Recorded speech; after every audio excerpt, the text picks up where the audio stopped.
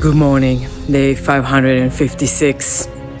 Since 59 hostages have been brutally, barbarically, violently, and inhumanely were kidnapped to the hell called Gaza by the inhumane, barbaric, rapist, modern-day Nazis, monsters of Hamas, Palestinian Islamic Jihad, UNRWA, the UN, Al Jazeera, just ordinary regular civilians with the help and financial help of Iran, Qatar, and Egypt. We are here every morning, never giving up, to demand from these inhumane, barbaric, rapist, modern-day Nazis, monsters, to let our people go. Now, immediately, all together, in one phase, in one bus, all of them together, and no one is left behind, and Hamas must surrender. Hamas will not stay in power.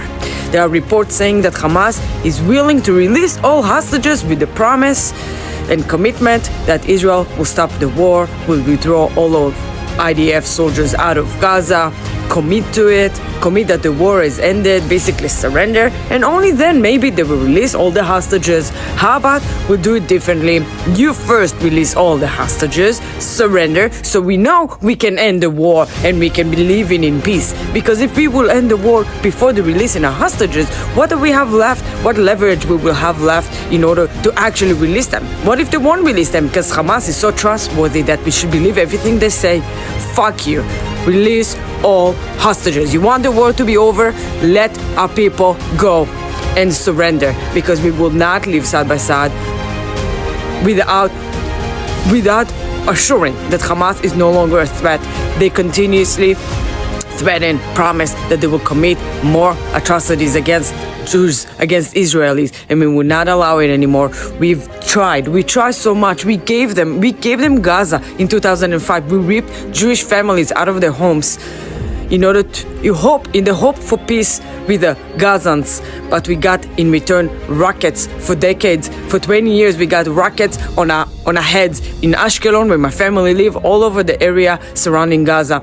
We are done with this. The peak was October 7, where they proved to us that we can no longer live side by side. That's it.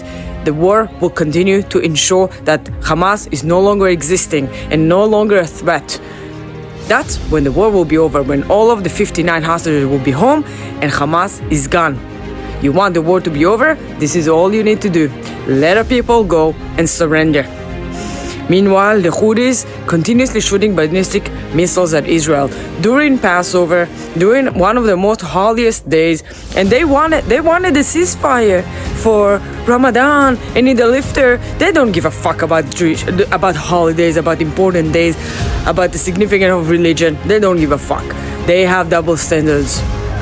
But they attacked Israel during Passover, shoot ballistic missiles that obviously IDF intercepted, but still sirens goes off because of the threat of missing that ballistic missile, or for shrapnels, like big shrapnels, landing on ground, which they have, but not in the area where you can see here. This is Tel Aviv on Passover, people running for their lives, running to find shelter. This is the reality. We can no longer live like that. We need international pressure to help up put these enemies back where they belong, in fucking hell. We just came back to our homeland, as we said, in Hatikva, in our national anthem, as we've been singing it. For 2,000 years we prayed and wished to come back to our homeland so we can live as a free nation in our homeland. And these lyrics, as I shared the day before, I shared on the Hatikva, I shared on Saturday, the lyrics of the image of the lyrics of Hatikva, the national anthem, which means the hope. And then I'm finding this heartbreaking photo from the house of Governor Joe Shapiro, governor of Pennsylvania, who the night of Passover, after they celebrated Passover, a fucking lunatic monster set the house on fire with Joe Shapiro and his family and his children at home sleeping. Thankfully, no one got hurt, but the images are so heartbreaking. The suspect has been arrested and charged with arson and terrorism and much of that. But I feel like this is also targeted for the fact that it's Jew on Passover. There must be a connection there. They must be charging also for hate crime, just so other people will learn. Do not mess with the Jews. You cannot go and arson and lit on fire houses of people you disagree with or that you hate. Not sure what's the story of that suspect, where his hate is coming from, and if he was sent by others. I condemn this. This is horrendous. No matter that, people saying that because of politics, left or right, I don't think it's related to politics. I believe it's very related to religion and to the fact that it was a holiday.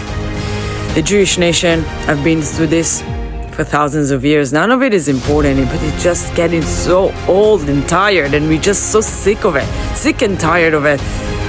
But we'll continue to remain strong, and we'll continue to defend ourselves with whatever means necessary, and we will remain living in our homeland, proud, free nation in our homeland, Israel, from the Jordan River throughout Judea and Samaria to the Mediterranean Sea for eternity. And we are taking over Gaza because it is needed, and we will continue to hold this territory in Gaza as long as 59 hostages are still being tortured there. Let our people go. Am Yisrael Chai forever.